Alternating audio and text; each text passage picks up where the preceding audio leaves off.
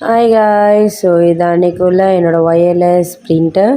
So பிரிண்டருக்குள்ளே 2 விதமான ink, ஒன்று colour, ஒன்று பிளாக் அண்ட் ஒயிட், அப்புறம் 3 விதமான ஒயர், அது 3 ப்ளக் உள்ள ஒயர் கொடுத்துருக்காங்க. ஸோ அதுக்குள்ளே கைட்னஸ் புக் அப்புறம் எல்லாமே கொடுத்துருக்காங்க.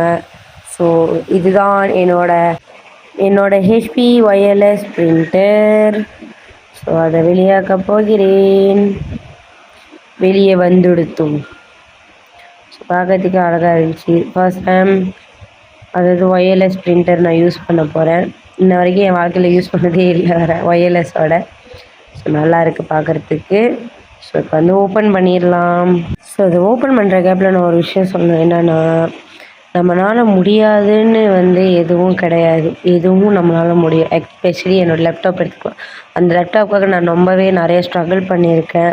ஸோ ஃபைனலி என்னோடய லேப்டாப்போட நான் ஒரு ஒயர்லெஸ் பிரிண்டரும் சேர்த்து எனக்கு கிடச்சிருக்கு. அதாவது ஒரே கல்லில் 2 மாங்கான்ற மாதிரி. ஸோ உங்களாலையும் கண்டிப்பாக முடியும். ஸோ இப்போ என்னோடய பிரிண்டர் கனெக்ட் பண்ண போகிறேன். ஸோ அதுக்குள்ளே ஒயர் தான் இது. ஸோ இது ஒயர் இன்சர்ட் பண்ணுற இடம், அதாவது ஸ்விட்ச் போர்ட் போடுற ஒயர் இன்சர்ட் பண்ணுற இடம். இன்சர்ட் பண்ணிவிட்டு ஸோ அதுக்கப்புறம் 2 பிரிண்டர் உள்ள கலர்னு சொல்லியிருந்தால், ஒன்று பிளாக், ஒன்று கலர்.